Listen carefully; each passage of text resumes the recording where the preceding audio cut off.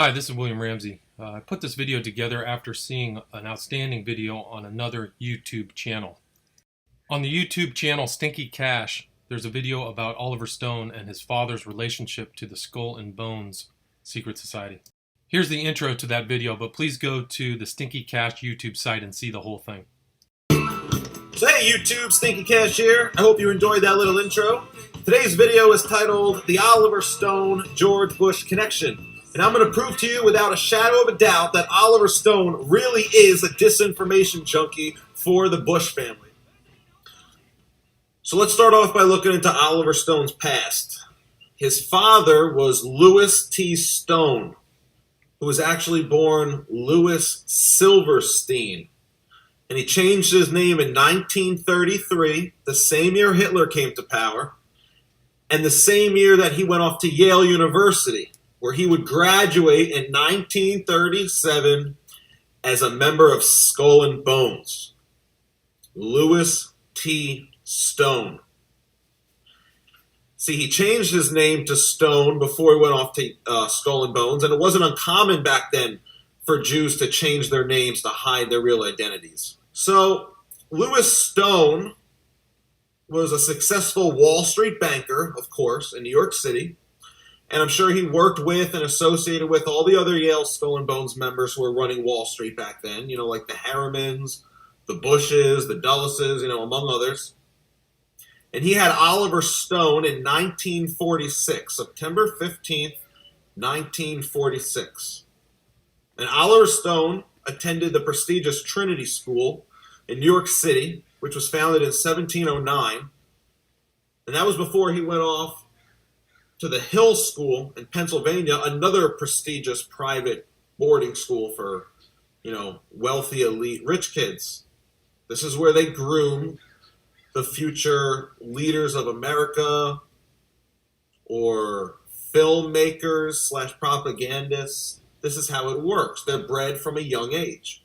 So just like all legacies do, when Oliver Stone graduated from the Hill School in 1964, he went off to his father's alma mater, Yale University, where if he had stayed on course, he would have been a graduate of Yale University in 1968. And he would have been a Yale Skull and Bones member, class of 1968. 5 years ago, I made a small film called Occult Hollywood, and here are some clips from that film, all from Oliver Stone movies.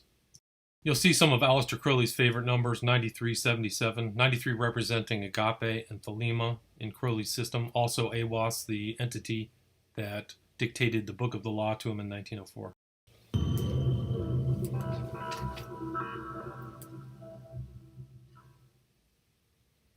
Oliver Stone put occult markers throughout many of his films.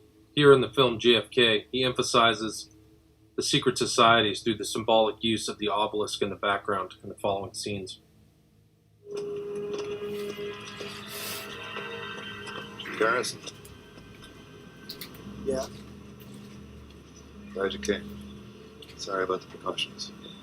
Well, I just hope it was worth my while, Mr. I could give you a false name, but I won't. Just call me X. I was one of those secret guys in the Pentagon that supplies the military hardware. Planes, bullets, rifles, for what we call black operations, black ops, assassinations, coup d'etat, rigging elections, propaganda, psych warfare, and so forth.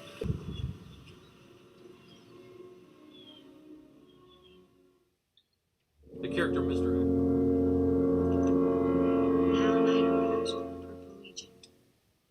In the film The Doors, Oliver Stone put a bald man who follows Jim Morrison throughout his life.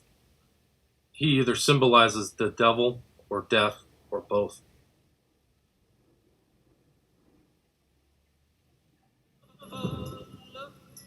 Look for the man in the hat.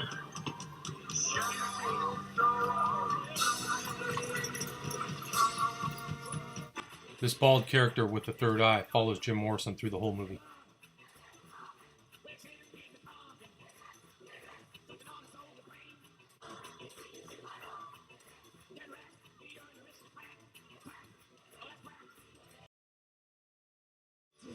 Here he is again at the upper left of this scene.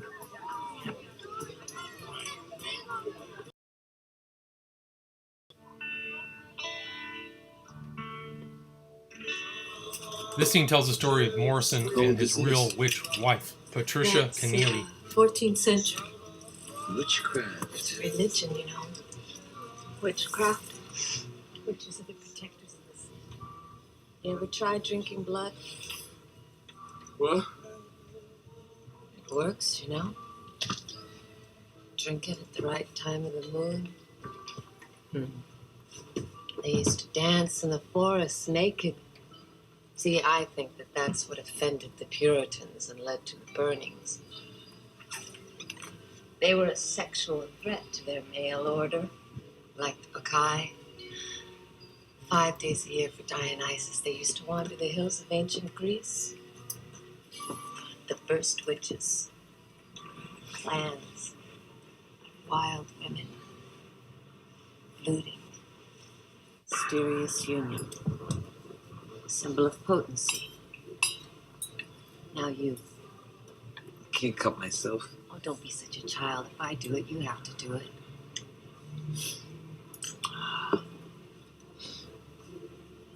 You do it.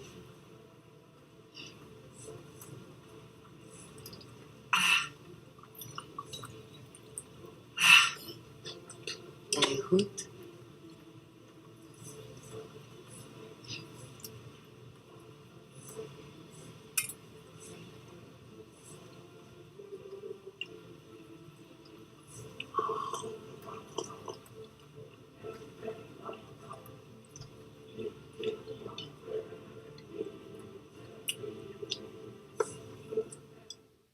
From the backside of the Doors album 13, here's a picture of Jim Morrison with the arms crossed over a bust of Aleister Crowley. In this scene, Oliver Stone enlists the services of Patricia Keneally, the real-life witch wife of Jim Morrison, to perform this ritual. By a right line, a running line, a crooked and a straight, I summon, stir, and call you up. By wood and stone, by wind and fire, by land and water, I bring you in. We worship the ancient forces of nature, the Great Mother, the Triple Goddess, and the Horned One, God of the Hunt. Death does not part, only lack of love, and the vow is forever in the Goddess's sight. Stone starts off Natural Born Killer from 77. Invitation as I leave. What kind of pies do you have?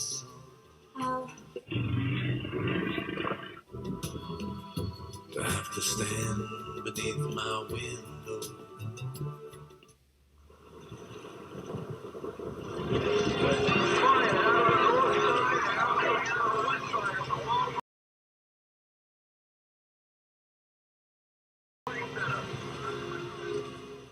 Note the 93 on the other fireman's helmet.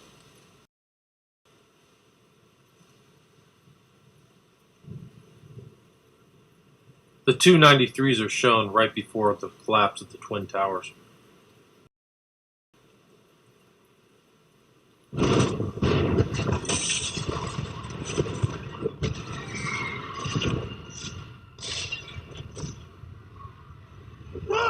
The elevator down!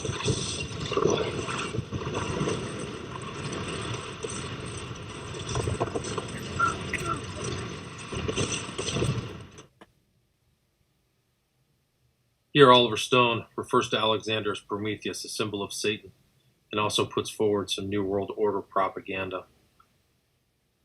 See, tyrants, they yell so easily. I laugh. No tyrant ever gave back so much. And what do they know of the world, these schoolboys? It takes strong men to rule. Alexander was more, he was Prometheus, a friend to man. He changed the world. Before him, there were tribes. And after him, all was possible. There was suddenly a sense the world could be ruled by one king. Be better for all. All was possible. There was suddenly a sense the world could be ruled by one king. Be better for all.